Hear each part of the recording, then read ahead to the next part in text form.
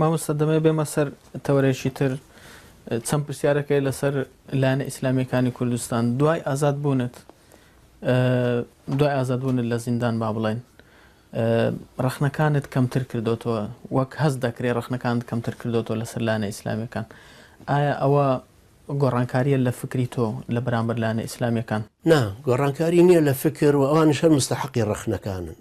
بەڵام بەزەی هاتنەوەیە بەڵێ بەزەی هاتنەوەیە بەو جیلەی ئێستا پەروەردە بوو ئەو جیلەی ئێستا پەروەردە بووە لە زمانی احتیلالە کە بڵین 10 ساڵ بوو بێسە 24 تووشی هەتیویەکی زۆر غەریب کەوت نازانێ وەلای بدا بچێ سەیرەکەی کابرا کووردە لە هەولێرەژی لە ئینتەرنێتە مەقالەیەکی خوێندۆتەوە یەکێ لە مەغریب نووسیوەتی متەئەسرە بە کابرای مەغریبی یەکێکی کە لە سلێمانیە لە مزگەوتا پەروەردە بووە متەئەسر بووە بە کتێبی یەکێک لە بەحرین نووسیوەتی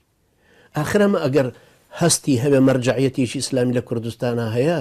ئەمە خۆی نابەستێتەوە بە خەڵکی تر ئەمە جگەلەوەی کە 300 عائیلە تەسەور کە بەس لە بانەوە ڕۆشتون بۆ شام پرسیارم هەیە لەسەر ئەمە مامۆستا بەڵام دەمەوێت هەر سەبارەت بە پرسیاری یەکەم پێت وایە ئەگەر دەسەڵات لە کوردستان بکەوێتە دەست ئیسلامیەکان بەتایبەت ئەو هێزانی کە ئێستا لە ساحەکان بارودۆخی هەرێمی کوردستان باشتر دەبێت وەڵڵی کەن بە مالیزیا و تورکیا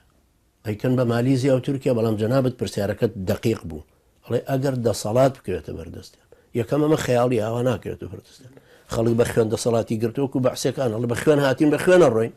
خۆ پارتی بە خوێن هاتەوە بە خوێنی ژەڕوە یەکێتیش هەروەها کابرا دانیشتووە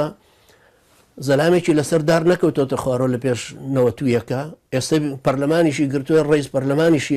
ئەوێ تەشکیلی حکووماتی کشکە پارتیش لە هەولێر بنێرێتە دەرەوە یەکاکە چۆن واکرێ تۆ وەختێ لە کۆڕێ ڕامان کردبوو هەموو ئێمە مەلا عومەرمان لێ شەهید بوو بڕەحمەتی خوای لێ بەرامبەر دەبابەکانی بەعەز کابرا یەک گرتووی وەڵایەمە هەوڵەدەین خەتێ بدۆزینەوە وەی سەڵح لەگەڵ حکوومەتا بکەین و گەڕێنەوە ئێ بابە مە تەسلیم بەکوێیەکە ئەمە گەر بیدرێتە دەستی ئێمە کەڵین ئیسلامیەکان واتە ئەگەر ئەهلی ئیسلام کوردستانیان بکوێتە بەردەست یەکەم دزنین ئۆردۆغان کەوتی وتی ئێمە هەرو مؤسساتان ئابین بەڕێوە هەرو دەوڵەتە ئابین بەڕێوە کە پێشێ مەردیانە بەڕێ لە 1995 من ڕۆشتم لە تورکیا بووم 116 میلیارد دلار قەرزار بوو ئۆردۆغان ئێستا 450 میلیارد دلاری احتیاط هەیە باشە چی وای لێ کرد یەک کەلیمەی هەیە خۆی جا بەداتەوە ئێمە دز نەبووین